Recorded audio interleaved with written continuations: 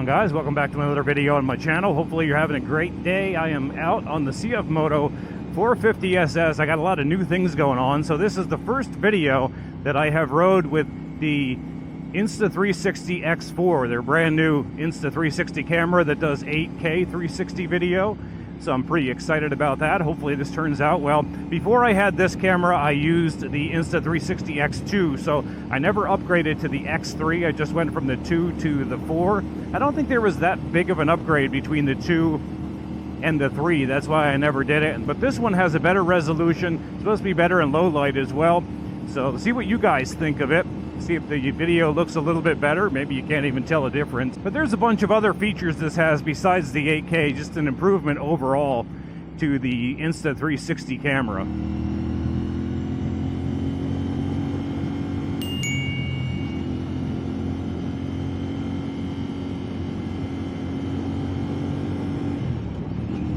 I'm heading up to Rose Valley Lake, and if you have followed my channel for a while, you'll know that this is one of my favorite rides. Tomorrow is my brother's birthday. His nickname was Moose, and he passed away a couple of years ago. He played hockey, and he got the nickname because he was a bigger guy. There is a memorial tree up here for him. I got some little Moose figurines online that I want to put by his memorial. So that's what we're coming up for, and also because it's an awesome ride. But it's a beautiful area that he really enjoyed. Our whole family likes it up here. This is also the first ride that I've taken with my new rear sets installed on the CFMOTO 450SS. I gotta say, they really do feel good. They fit my feet so much better than stock. So, I mean, there is nothing wrong with the stock rear sets, especially if they fit your feet and your body build, but these fit mine a little bit better. I got kind of big feet. I got a question for you guys that have the CFMOTO 450SS. Do you, when you upshift, do you sometimes hit your high beams? Like sometimes when I shift, I hit my high beams and they turn on, so I don't know.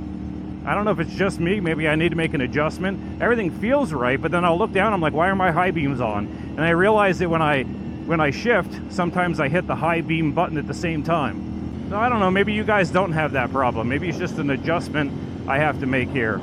Not that there's anything wrong with the bike. I mean, that's just something that I have to fix on my own. That's not like a problem. And the reason why I have to reiterate the fact that that's not a problem is because when you ride a new bike, a new manufacturer like this, you get a lot of people that question it. I mean, some of you guys that have this bike have even questioned the quality. I know some of you guys have not had your recall performed yet. So there's a recall on this bike for the T-Box. Mine's already done. A lot of you guys have mentioned that your dealer hasn't gotten the parts in to do your bike yet. And if I were you, I'd call your dealer and let them know that other guys are getting their bikes done. You know, mine's been done. My dealer ordered the parts in right away, got the bike in right away, and I got it fixed. So if my dealer can do it, I don't see why your dealer can't do it.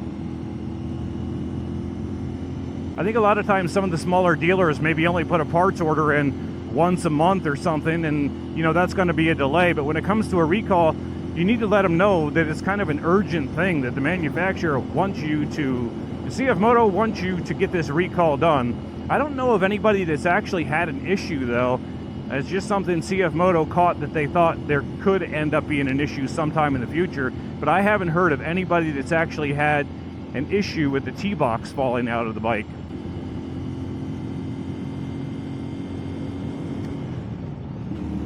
You know, when this bike came out, it gave the Ninja 400 a lot of competition. There was great technology on this bike. It was a little bit faster. So what did Kawasaki do a year later? They came out with a Ninja 500 to try to compete. But I also think CFMOTO was doing a good job staying a step ahead as well. So it just makes everything great for us that like to ride sport bikes.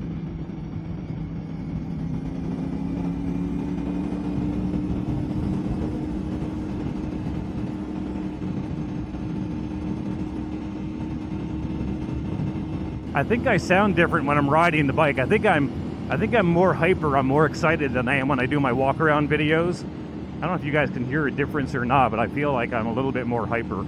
So this is a favorite part of mine right here, where the lake kind of goes over a small bridge.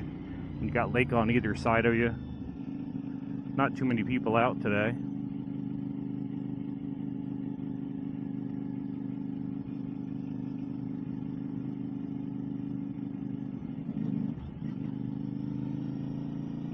Definitely a beautiful day to go fishing. I'd rather be on a bike.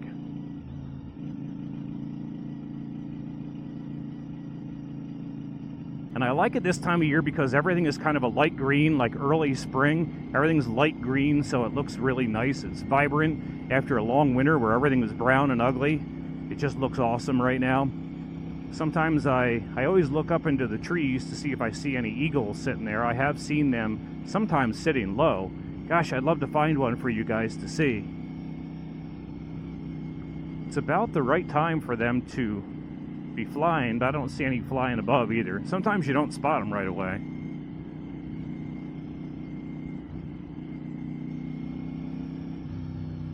Yeah, I understand why my brother used to say he would always want to live around here. It's a nice place.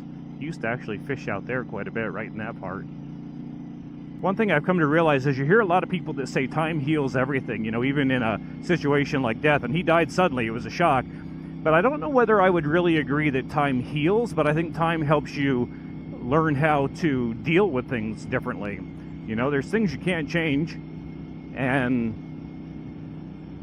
there's no use. Like, some people just can't deal with death, and as much as I don't like it, you have to deal with it. Always got to watch wildlife up here, too. There are a lot of deer, among other things. Deer, bear, so many things.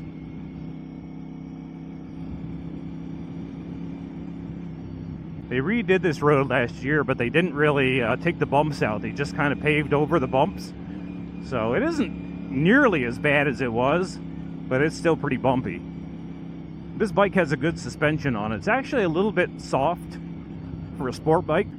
There's a rumor that they're going to be draining this lake sometime soon to clean it out, but I don't know if that's true or not. Maybe it needs it, I don't know.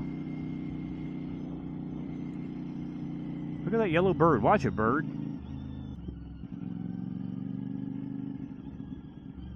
Alright, I'm not taking you guys with me to put these mooses up there.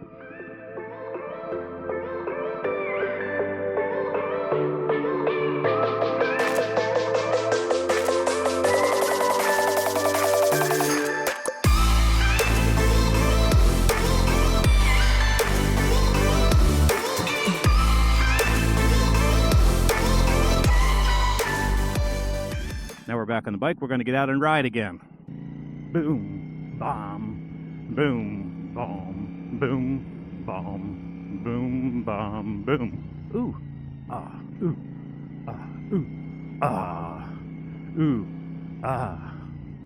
I hate to leave my helmet on the ground, but I don't really have another place to put it because I'm always afraid that when I'm up here, like especially in a place that has all these insects and bugs and wildlife, that an ant's going to crawl in my helmet. Or a spider, or a caterpillar, or something else, you know? When you're riding and I'll start feeling it tickle me or it'll bite me.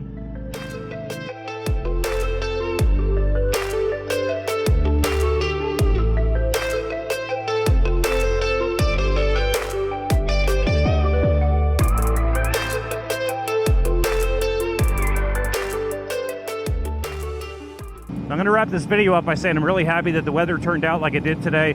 The past few days, the weather forecast looked like we were going to have a washout this whole week, and look at it, it's beautiful. Just proof that the weather people don't really know what they're doing. You know, and it's funny that they always tell us to believe in the science and the technology, but weather is science and technology. You would think that their modules that they use, or whatever they're called, you would think that they would be able to determine the weather a little bit better than they do. Anyway, I'll quit rattling on here. Thank you guys for watching. Thank you for subscribing. If you haven't subscribed, remember you always can. And give me a thumbs up if you like the video. Leave comments with anything you want to know. Have a good one, guys, and bye-bye.